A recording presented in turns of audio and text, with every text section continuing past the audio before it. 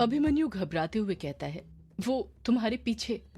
अभिमन्यु इसके आगे कुछ और बोल पाता उससे पहले ही वो देखता है कि डायना के पीछे जो काला साया खड़ा हुआ था वो उसके नजदीक आ रहा था। ऐसा लग रहा था जैसे वो काला साया डायना को मारने के लिए उसके पास आ रहा था। वो काला साया डायना के पास पहुंच पाता उससे पहले ही अभिमन्यु अपना हाथ आगे बढ़ाता है और डायना को अपनी तरफ खींचता है, जिस कारण डायना का बैलेंस बिगड़ जाता है और वो सीधे उसके सीने से जाकर टकरा जाती है। डायना अपने दोनों हाथों से अभिमन्यु को पकड़ लेती है। युग इस बात पर रिएक्ट करते हुए कहता है, क्या हुआ अभिमन्यु, तूने डायना को इस तरह। इतना बोलकर युग खुद ही चुप हो जाता है। उसे ऑकवर्ड लगने लग जाता है। अभिमन्यु सामने देखता है पर अब उसे कोई काला साया दिखाई नहीं दे रहा था। अभिमन्यु अपने सामने की खाली दीवार को देखते हुए कहता है, वो डायना के पीछे। इतना कहकर अभिमन्यु चुप हो जाता है। उसके समझ नहीं आ रहा था कि कुछ देर पहले उसने जो देखा था वो उसका कोई वहम था या हकीकत। कमरे के अंदर की लाइट अभी भी बार बार बंद चालू हो रही थी। डायना को अभिमन्यु की बॉडी का स्पर्श बहुत अच्छा लग रहा था। वो अभी भी अभिमन्यु की कमर को अपने दोनों हाथों से पकड़ी हुई थी। उसे अभिमन्यु से एक अपनापन सा लग रहा था। डायना अभिमन्यु के कानों में धीरे से कहती है, अभी तुम ये सब इसलिए कर रहे हो ना कि मैं तुम्हारे नजदीक आ सकूं? तुम अंधेरे का फायदा उठा रहे हो ना? नजदीक ही आना था तो बोल देते, ऐसे डरने की क्या जरूरत थी? मैं तो एक पल के लिए तुम्हें देखकर घबराई गई थी। जैसे ही डायना ये बात बोलती है अभिमन्यु तुरंत डायना को अपनी बॉडी से दूर कर देता है। अभिमन्यु डायना को समझाते हुए कहता है, देखो डायना, तुम मुझे गलत समझ रही हो। वो मैंने ये सब जानबूझकर नहीं किया, वो तो तुम्हारे पीछे। अभिमन्यु अपनी बात पूरी कर पाता उससे पहले ही एक तेज हवा का झोंका आता है। वो हवा का झोंका इतना तेज था कि कमरे के अंदर लगी खिड़की के कांच टूट जाते हैं। कांच टूटकर कमरे के अंदर चारों तरफ बिखर जाते हैं। पर गनीमत इस बात की थी कि किसी को भी खरोंच नहीं आई थी, जैसे कमरे के अंदर पहले से ही कोई अदृश्य सुरक्षा कवच बना हो। युग फर्श पर पड़े टूटे कांच के टुकड़ों को देखते हुए कहता है, ये सब हो क्या रहा है? पहले कमरे की लाइट और अब ये। हवा के झोंके अभी भी खिड़की से कमरे के अंदर आ रहे थे। अभिमन्यु कहता है, लगता है कोई तूफान आने वाला है। शालिनी खिड़की से बाहर झांकते हुए कहती है, तूफान आने वाला नहीं है बल्कि तूफान आ चुका है, वो देखो। जब युग, अभिमन्यु और डायना खिड़की से बाहर झांकते हैं तो देखते हैं कि बाहर जोरों से हवा चल रही थी। पत्तों का ढेर हवा में उड़ रहा था जैसे आंधी आ रही हो। आसमान में काले बादलों का डेरा था जो जोरों से गरज रहे थे, जिन्हें देखकर ऐसा लग रहा था वो कुछ ही पल में बरसने वाले हैं। युग खिड़की से बाहर देखते हुए कहता है, लगता है आज रात खूब बारिश होने वाली है। हमें सारी खिड़की दरवाजे बंद कर देने चाहिए, वरना सारा कचरा अंदर आ जाएगा तूफान से। इतना कहकर युग कमरे से बाहर निकल जाता है। युग के पीछे ही अभिमन्यु भी ग्रेवयार्ड कोठी के खिड़की दरवाजे बंद करने के लिए निकल जाता है। उनके जाते ही शालिनी मन ही मन सोचती है, ये तूफान तो दिखाई दे रहा है, पर उस तूफान का क्या जो ग्रेवयार्ड कोठी के अंदर छुपा बैठा है। मैं अभी कुछ नहीं कर सकती, मुझे पहले अपना शरीर ढूंढना है। बस एक बार मुझे मेरा शरीर मिल जाए, फिर मैं सबको देख लूंगी, इस डायना और अभिमन्यु को भी। रात हो चुकी थी। ग्रेवयार्ड कोठी के बाहर जोरों से बारिश हो रही थी। युग, शालिनी, डायना और अभिमन्यु अभी कुछ देर पहले ही खाना खाकर हॉल में बैठे हुए थे। बादल इतने जोर से बरस रहे थे कि उसके गरजने की आवाज ग्रेवयार्ड कोठी के अंदर तक सुनाई दे रही थी। सभी लोग बैठे ही हुए थे कि तभी डायना के दिमाग में कायर और कछुए का ख्याल आता है और वो तुरंत अभिमन्यु से पूछ बैठती है, अभी ये कायर और कछुआ कहाँ हैं? कल भी नहीं आए थे, आज भी नहीं आए। तुमने कहा था कि किसी कार्यक्रम में गए हैं। ऐसे कैसे कार्यक्रम में चले गए ये दोनों कि अभी तक खत्म ही नहीं हुआ?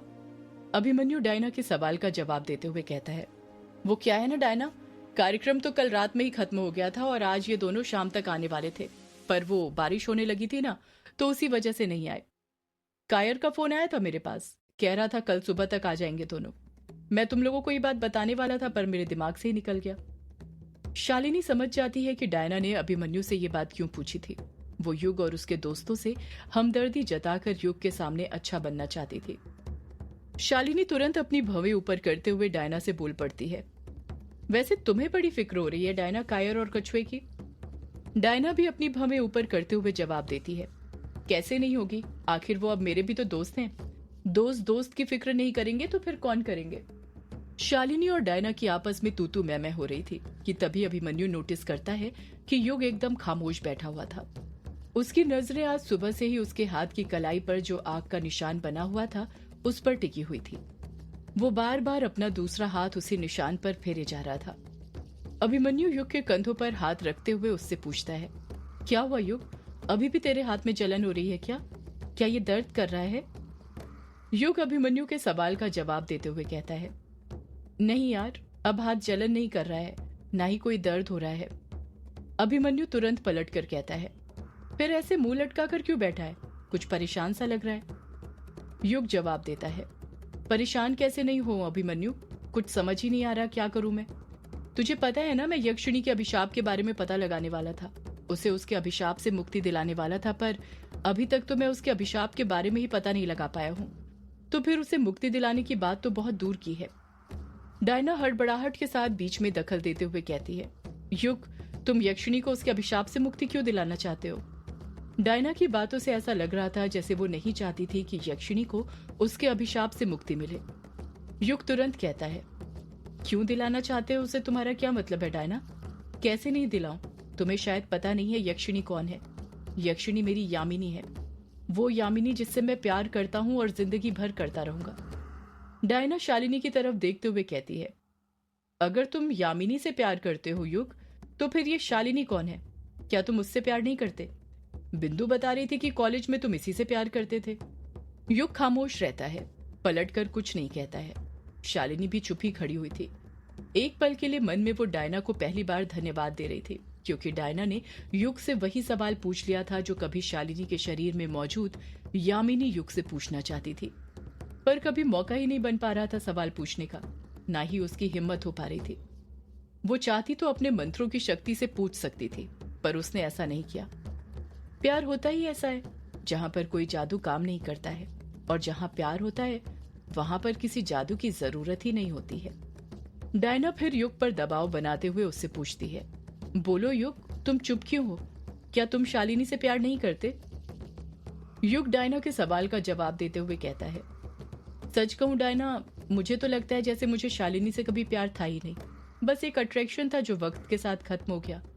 प्यार का असली मतलब तो यामिनी ने मुझे सिखाया है। उसने मेरे दिल को प्यार का एहसास कराया है, वो प्यार जो मेरी जिंदगी की सांसें थमने के बाद भी कभी खत्म नहीं होगा। शालिनी खामोशी के साथ युग की बातें सुनती जा रही थी। युग की बातें सुनकर उसकी भी आंखें नम हो गई थी। युग के मन में अपने लिए इतना प्यार देखकर उसका मन भर आया था। डायना युग की आंखों में देखते हुए कहती है, युग, अगर यक्षिणी का अभिशाप खत्म करने के लिए तुम्हें मरना पड़ा तो? युग अपने गले से नीचे घूंट उतारते हुए कहता है, तो फिर मैं उसके लिए भी तैयार हूं। जैसे ही युग ये बात बोलता है, शालिनी हड़बड़ाहट के साथ कहती है, नहीं युग जी, इसकी कोई जरूरत नहीं है, मैं आपको कुछ नहीं होने दूंगी, मैं आपको मरने नहीं दूंगी। जैसे ही शालिनी हड़बड़ाहट के साथ ये बात बोलती है, युग, डायना और अभिमन्यु तीनों एक टक नजर से शालिनी की तरफ देखने लग जाते हैं। डायना हंसते हुए कहती है, कंट्रोल शालिनी कंट्रोल, तुम तो ऐसे रिएक्ट कर रही हो जैसे तुम ही यक्षिणी हो जिसको अभिशाप से मुक्ति दिलाने के लिए युग को मरना पड़ेगा।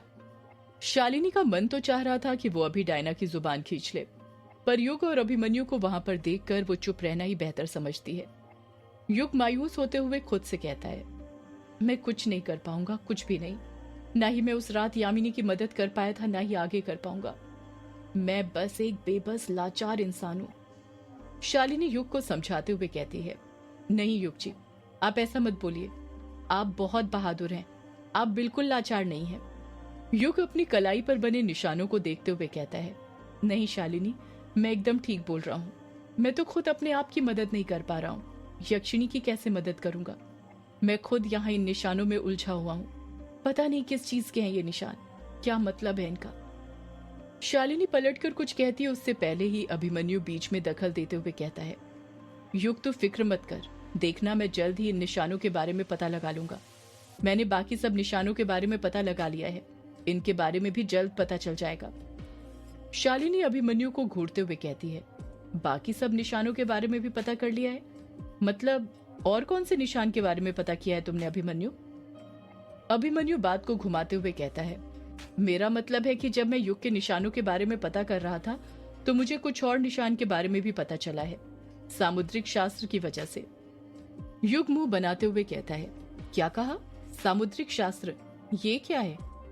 अभिमन्यु युग के सवाल का जवाब देते हुए कहता है, तुझे सामुद्रिक शास्त्र के बारे में नहीं पता क्या?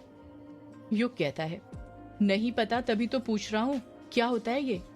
अभिमन्यु जवाब देता है, देख मैं बताता हूँ। सामुद्रिक शास्त्र एक संस्कृत शब्द है जिसका अनुवाद मोटे तौर पर शरीर की विशेषताओं के ज्ञान के रूप में किया जाता है। ये अक्सर वैदिक ज्योतिष में उपयोग किया जाता है क्योंकि ये ज्योतिष और हस्तरेखा समुद्रिका शास्त्र से संबंधित है। समुद्र शास्त्र में बताया गया है कि व्यक्ति के शरीर का हर छोटा बड़ा निशान उसके व्यक्तित्व के कई राज बताता है। इसमें व्यक्ति के शरीर पर होने वाले कई प्रकार के चिन्हों के बारे में बताया गया है। चेहरे को पढ़ने, हस्तरेखा को पढ़ने, आभा को पढ़ने में इस ग्रंथ की मदद ली जाती है।